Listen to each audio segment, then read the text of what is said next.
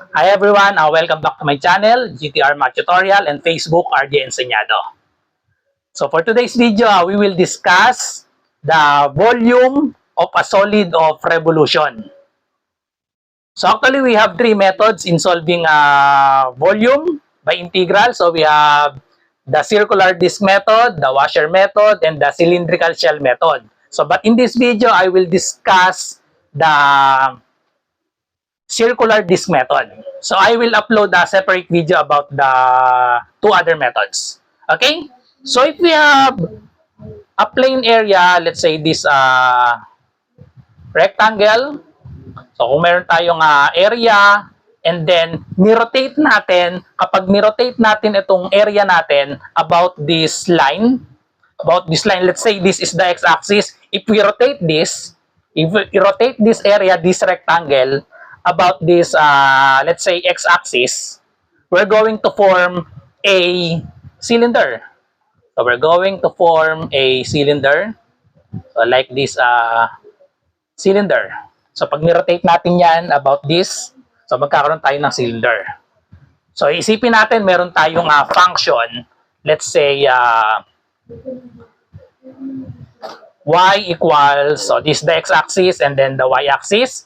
If we have function like this function y equals f of x, so this is x equals b, and then x equals a.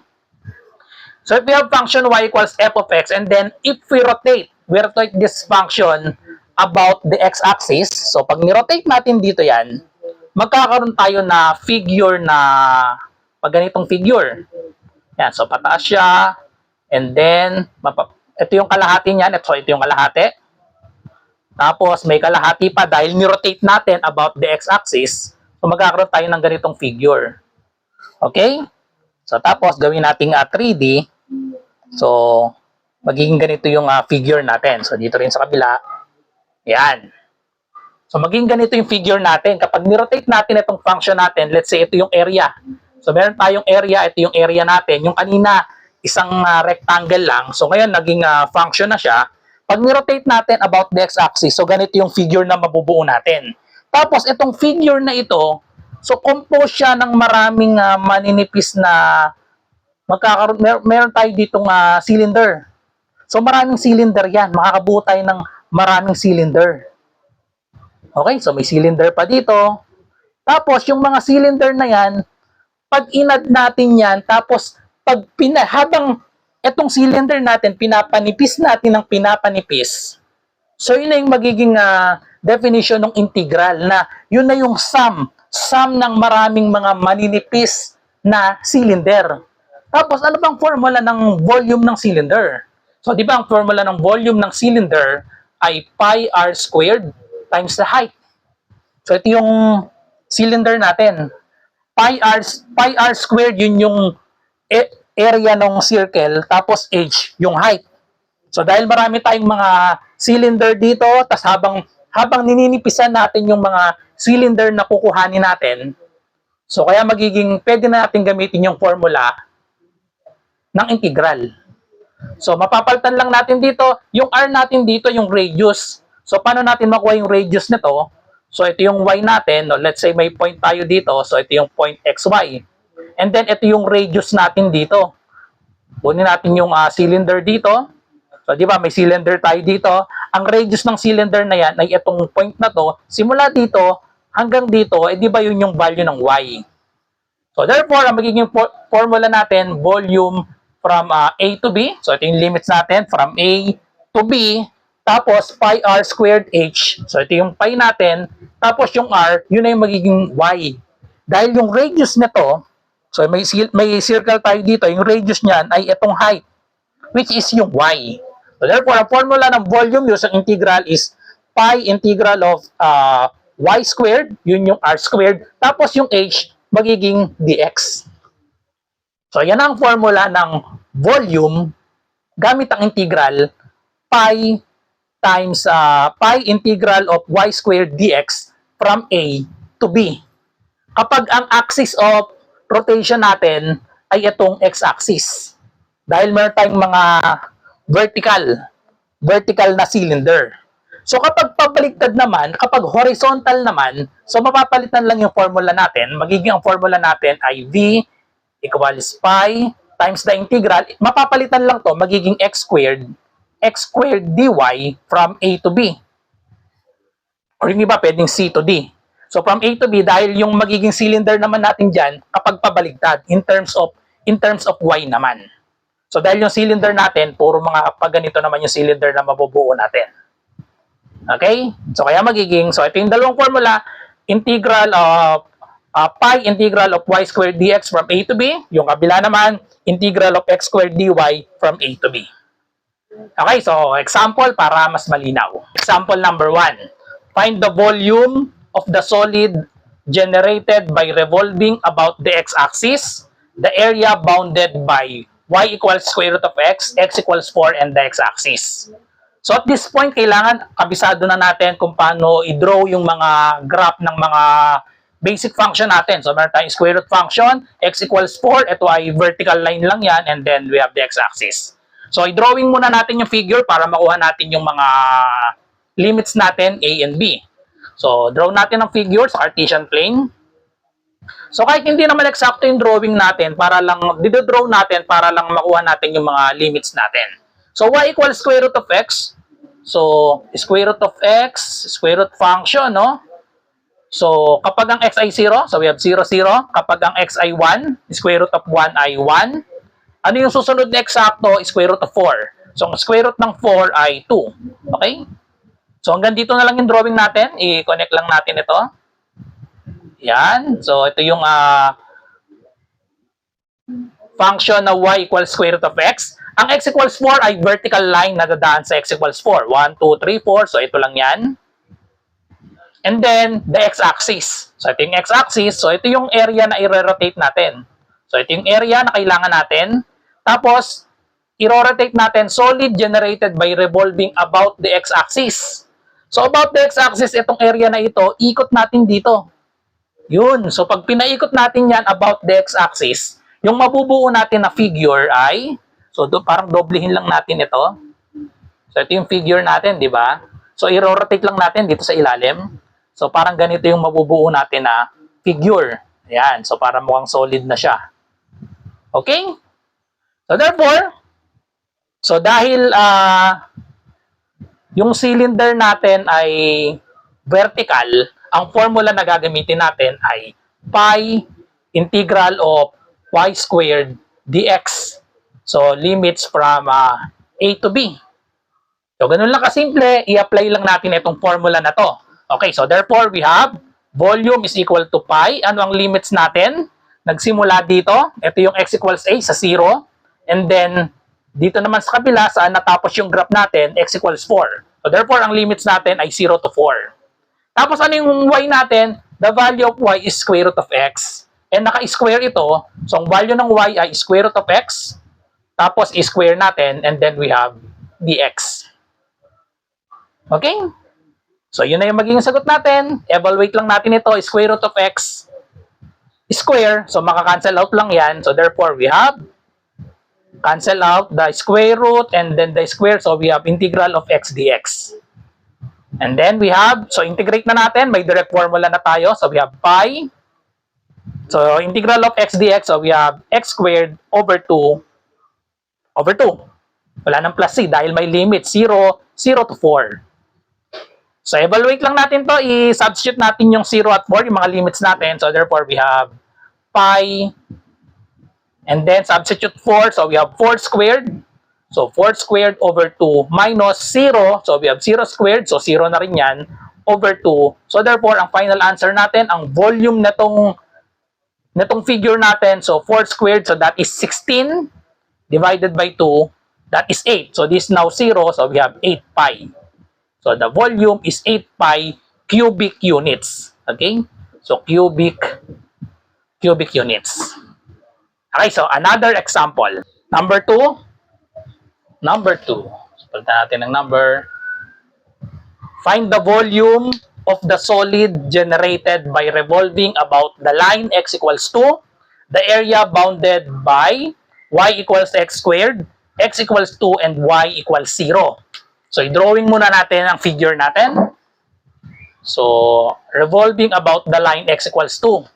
X equals 2, yan ay vertical line na dadaan sa 2. Okay. So, i-rotate daw natin sa x equals 2. So, i-drawing muna natin. So, dito natin i-rotate. X equals 2. Okay. So, ang axis of revolution natin ay vertical. So, ibig sabihin, ang formula natin dito ay in terms of y dapat ito, in terms of dy. So, i-drawing muna natin. The area bounded by y equals x squared. So, paano ba yung y equals x squared? So, quadratic siya, no? So, y equals x squared. So, 1, 2, 3, 4. So, 0, 0. We have 1, 1. And then we have 2, 4. Okay? So, dito lang yung kukuhanin natin sa part na ito. Okay? So, ito yung bounded by y equals x squared, x equals 2, and y equals 0. Y equals 0. So, ito yung x-axis yung y equals 0. Tapos, x equals 2. So, ito yun. So, therefore, ito yung area na kailangan natin. So, ito yung area na hinahanap natin. Tapos, i-rotate daw natin about x equals 2. So, dito natin siya i-rotate. Paikutin natin dito. Yun. So, pag pinaikot natin, ang figure na ma-form natin ay pag ganito. Dito natin ni-rotate, edi magiging ganito yung figure na hinahanap natin. Ito yung volume na hinahanap natin. Yan. So, ito yung volume. Volume na itong figure na ito yung hinahanap natin. Okay? So, therefore, dahil binubuo ito ng mga cylinder na, maraming cylinder na pag ganito, horizontal yung cylinder na hinahanap natin, no? So, therefore, ang formula natin, V is equal to integral pi integral from A to B. So, yung kanina y squared dx, ngayon, baligtad, magiging x squared dy. Bakit naging dy? Kasi, yung axis of revolution natin ay itong x equals 2. Kanina, horizontal line natin ni-revolve, ngayon naman, dito. So, kaya magiging in terms of dy naman siya. So, ngayon, paano natin i-express itong yung x natin? Yung x or yan yung radius. Paano natin i-express itong radius? So, ito yung radius natin. Paano to i-express in terms of y? So, ito yung radius natin. Kapag ito yung radius, dahil nakadikit sa 0, kapag ito yung radius natin, kung ano lang yung value ng x, yun na yung magiging radius. Pero ito baligtad. Dito natin ni-rotate. Kaya paano natin may express itong volume natin, itong radius natin na ito, ima-minus dapat natin yan dito sa 2. Okay? Kasi pag hindi natin i-minus sa 2, kapag yung x lang ang kinuha natin, ito yun, ito yung nasa kabila. Yung nakadikit dito sa y-axis, sa 0. So yun yung y equals x squared kapag hindi natin minus. So, kaya ang gagawin natin, yung x natin, ima-minus dapat natin, yung 2, ima-minus natin. 2 minus yung value ng x. So, y equals x squared. Therefore, yung value ng x dito ay magiging x equals square root of y. So, yung square root of y, ito kasi yung square root of y, ito yon. Kaso, ang area natin, ito yung area natin, ito yung may shade nasa kabilang part. So, para makuha natin itong radius nitong kabilang part, kaya natin ima-minus dito sa 2. So, therefore, we have 2 minus the value of x, that is square root of y. And then, we square that, and then we have dy. So, anong limits natin? Dito? Titingin tayo sa limits pataas. So, 0, pinakamababa 0. Ano yung pinakamataas? Pinakamataas ay 4. So, 0 to 4. Okay? So, therefore, integrate na natin ito. So, square lang natin ito. Distribute natin using square of binomial. So, therefore, we have pi integral 0 to 4. Square of binomial, 2 square, we have 4 minus twice the product of this. So, 2 times 2, we have 4. Square root of y. And then, plus square of y. Square root of y. So, magiging y na lang siya. And then, from 0 to 4, we have dy. Then, integrate. So, integrate. May direct formula na tayo. pi, and then we have 4. Integral of 4 dy, so we have 4y minus square root of y, that is y raised to 1/2. So, 4 integral of y raised to 1/2, just add 1. So, we have y raised to 3 over 2 over 3 over 2. Okay? And then plus y dy, so we have y squared over 2 from 0 to 4. So, let's simplify this 4 over 3 over 2. So, yung 2 just multiply to the 4. So, we have 8 over 3. Okay? So, this now equal to 8 over 3.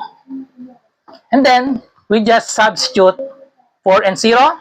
So, if we substitute 4 to y, and then if we substitute 0 to y, that will, this will all be 0. 4 times 0, that is 0. 8 times 0 raised to 3 over 2, that is 0. Y 0 squared over 2 is still 0. So, that means just substitute the value of 4. Okay? So, substitute 4. So, the volume is equal to, so we have 4 times 4. So, we have 4 times 4 minus 8. 4 raised to 3 over 2. So, 4 raised to 3 over 2 over 3 plus y squared over 2. So, we have plus y squared over 2 plus 4 squared over 2. Okay? So, I'll just simplify this. So, we have pi integral, pi times 4 times 4, we have 16 minus 4 raised to 3 over 2. So, that is 4 times square root of 4. 4 times square root of 4, that is 2. 4 times 2 is 8. Times 8, we have 64 over 3 plus 4 squared is 16 divided by 2, we have 8. So, simplify this, we have pi 16 plus 8, that is equal to 24 minus 64 over 3. So, let's make this similar. Multiply both by 3. That 24 will become times 3. So, we have 72 over 3. Therefore, the final answer, 72 minus 64, that will be 8. So, 8 pi over 3 cubic units. So, this is now the volume 8 pi over 3 cubic units. Okay, so last example, number 3. Find the volume of the solid generated by revolving about the x-axis. The area bounded by x plus y equals 6, y equals 3, and x equals 0. Okay, so i-drawing muna natin yung figure natin. Area bounded by this curve. Okay, or by these lines. So, x plus y equals 6, straight line lang yan. Y equals 3, horizontal line, and then x equals 0, vertical line. Okay? So, drawing natin, x plus y equals 6. So, line lang yan nadadaan sa x equals 6 tsaka sa y equals 6. So, 1, 2, 3, 4, 5, 6. 1, 2, 3, 4, 5, 6. So, yung x plus y equals 6, ang graph lang yan ay, yan. So, vertical slant na line natin, dadaan dito sa 6. 6, 0, tsaka 0, 6. And then, y equals 3, horizontal line na dadaan sa y equals 3. So, ito yan. Horizontal line, dadaan dito. And then, x equals 0, vertical line na dadaan dito. So, area bounded by the 3. So, ito yon. So, ito yung area na i-revolve natin. Okay, so i-revolve lang natin itong area natin about the x-axis. So, i-revolve natin about the x-axis. Okay? So, therefore, yung figure na mabubuo natin ay pag ganito siya, dalawang part to, no? Cylinder lang hanggang dito. So, yan, cylinder lang yan. Hanggang dito, cylinder. Tapos, may cone dito. Yan. So, ito lang yung area natin. So, pwede pala nating isolve to gamit lang ang geometry. Formula lang ng area ng cone o volume ng cone plus volume ng cylinder. So, isolve natin ito gamit ang integral. Tapos, yung pangalawa, gamit lang yung geometry. Yan, volume ng solid figures. Tapos, check natin kung parehas ng kakalabasan. Okay, so therefore, Gamitin natin since ang cylinder natin na mabubuo ay vertical yung mga cylinder natin. So, ang formula ng volume natin ay pi integral from A to B y squared dx. Dahil yung mga cylinder natin ay patayo. So, paano natin i-express ang radius natin, yung y? Parang makakabuo tayo dito ng dalawang figure, no? Kasi dito, hatiin natin ito sa dalawang area. 1, 2, 3. So, itong point na to ay 3, 3. Okay? So, ito, 6, 0 ito. Tapos itong kabila, 0, 6. 0, 6. So, itong gitna, 3, 3 yan. So, itong part na ito, lagyan ko volume 1. Itong pangalawa, volume 2. Yung volume 1 natin, ano lang to? Rectangle, di ba? Pag ni-revolve natin, revolve about the x-axis, magigilang siyang cylinder.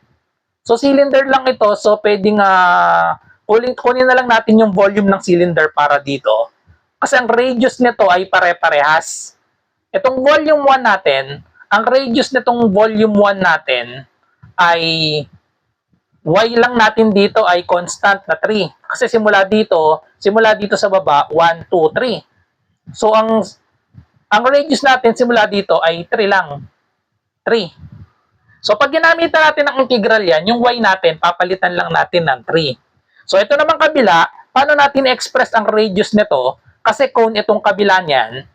Cone itong kabila, paano natin i-express ang radius kapag kumuha tayo dito ng isang rectangle? Paano natin i-express ang radius nito? Ang radius nito ay yung y lang. Kasi yung y, yun yung height. So, yun na yung magiging radius nitong cone natin. Simula kasi dito. Simula dito sa gitna, yung radius natin, yung height lang. Yun na yung value ng y. So, therefore, gamitan natin ng integral, ito lang part na ito. Simula lang sa 3 hanggang 6. Okay? So, 3 to 6. Gamitan natin ng formula ng integral. Pag itong kabilang part na to ginamitan natin ng integral, so gawin natin volume 1 plus volume 2, yung total na volume natin. Pag ginamitan din ng integral ito, ang value ng y lang doon ay pi, tapos ito, so magiging 0 hanggang 3. So 0 hanggang 3. Tapos yung y natin, simula dito, 0 hanggang 3, yung value ng y natin dito ay constant. 3. Yung height dito, 3. Hanggang dito, 3. 3 lahat yan. So, therefore, yung y natin dyan, y equals 3. So, therefore, we have 3 squared lang yan times dx. So, 3 squared dx. Yung para dito sa volume 1 natin. So, but ito yung symbol natin, integral dapat ito. Okay? So, plus, itong volume 2 natin, ito na yon, yung cone. So, magiging pi, limits natin ay 3 hanggang 6. So, 3, 3 ito. So, 3 hanggang 6 yung limits natin. Tapos, yung y square natin, ano ba yung value ng y? Ang value ng y, solve for y, itong x plus y equals 6. Solve for y, magiging y is equal to, lipat lang yung x sa kabila, magiging 6 minus x. Okay? So, we have 6 minus x squared. Yun, may squared dito. And then dx. Okay? So, ito, evaluate na natin ito. 3 squared. Ang 3 squared, that is 9. Integral of 9 dx, edi 9x. 9x lang ito. Tapos may pi pa dito. Okay? 9x, tapos ang limits natin, 0 to 3. Plus, ito naman, pwede tayong mag-substitution dito. I-let natin ang u. Let u ay 6 minus x. 6 minus x. Ang du natin ay magiging, differential ng 6 minus x, negative dx. So, di ba ito na yon? Nagkakaroon lang tayo ng neutralizing factor na negative. So, pwede natin itong i-express as magiging siyang negative pi, gawa nitong negative, integral 3 to 6, tapos 6 minus x, magiging na yung u square. Tapos itong dx, magiging negative du. Ito na yung negative, kaya du. So, di ba nasa form na yan na ganito? So, i-apply lang natin yung direct formula. So, may direct formula lang tayo dito. So, we have magiging negative tayo. So, magiging negative ito. Pi. Apply natin. So, 6 minus x. Apply lang natin itong u squared du. So, magiging siyang u squared, edi u cube over 3. Tapos, naging negative na siya. So therefore, magiging yung yun natin, palitan natin ng 6 minus x, so magiging 6 minus x cube over 3 from 3 to 6. Okay? Tapos, i-evaluate na lang natin. So, evaluate natin. So, dito muna, 0 to 3.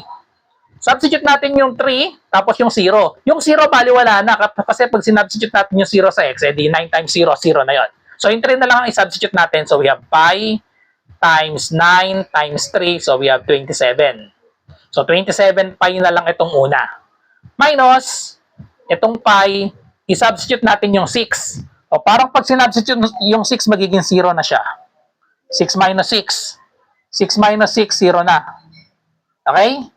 So, magiging siyang, pakita natin, 6 minus 6 cube over 3 minus ito namang 3. So, magkakaroon tayo ng 6 minus 3 over 3. May cube pa dito. So, ito, malinaw, 0 na ito. 0 na yan. So, magkakaroon lang tayo ng negative, tapos negative pa dito. Eh, di magiging na siyang 27 pi. Negative at negative, magiging positive na siya. Evaluate natin ito, 6 minus 3. That is 3. 3 cube over 3. Eh, di magiging ano lang yan, 3 squared. So, magiging 9 pi. So, final answer, 27 pi plus 9 pi, that is equal to 36 pi cubic units. So, ito yung magiging answer natin, 36 pi. So, ngayon, i-verify natin gamit lang yung geometry kung makukuha natin yung 36 pi. Okay? So, ito gamit yung integral. Hinati natin sa dalawa kasi magkaiba yung radius nila. Dito, constant yung radius 0 to 3, tapos 3 to 6. Okay? So, ngayon, gamit ang geometry, malinaw naman sa figure natin. Ayan, drawing natin na yung figure natin para lang siyang dalawang So may cylinder tayo tapos dito may cone. Tapos malinaw sa figure natin. Ito ang height natin 3. Ang radius natin dito sa cylinder ay 3. Ang height nito ay 3 din. Ito yung height. Nakatagilid yung cone. Tapos itong yung cylinder. Itong cone naman, ang height ng cone or ang radius niya ay 3 din. Ito. Tapos ang height nitong cone ay 3 din. So, i-apply lang natin yung formula ng cylinder at formula ng volume ng cone. So, we have volume cylinder. Diretso na natin. Cylinder plus volume ng cone. Okay? So, apply natin. Pi r squared h plus 1/3 pi r squared h. Okay? Substitute natin. Pi. Ano ang r natin? 3. So, we have 3 squared. Times ang height natin, ito yon 3. Times 3. Plus ito naman, ganun din, 1/3 pi. Ang r natin ay, radius natin 3 pa din. So 3 squared, tapos ang height ay 3 pa din. So simplify lang natin. Kung makapansin nyo, pares naman ang merong pi 3 squared 3. Ito rin meron. 3 squared 3. So ibig sabihin, i-add lang natin yung 1/3. 1/3 plus 1. 1/3 plus 1, edi 4/3 lang yon. So, we have 4/3. Kopyahin natin itong common. 1/3 plus 1, kaya 4/3. Tapos, kopyahin natin yung common, 3 squared times 3. Tapos, meron pang pi. O, dito ako nasa dulo, isulat yung pi. Simplify natin. Cancel lang natin yung 3. 3 squared, that is 9 times 4. We have 36 pi. Same answer, gamit ang integral calculus, gamit ang geometry, 36 pi. So, same answer. That's it. So, I hope nagustuhan nyo ang video ko para sa integral calculus topic na circular disk method. So, see you sa susunod natin na video about integral calculus. Ang susunod na lesson natin ay washer method. So, bye-bye and God bless.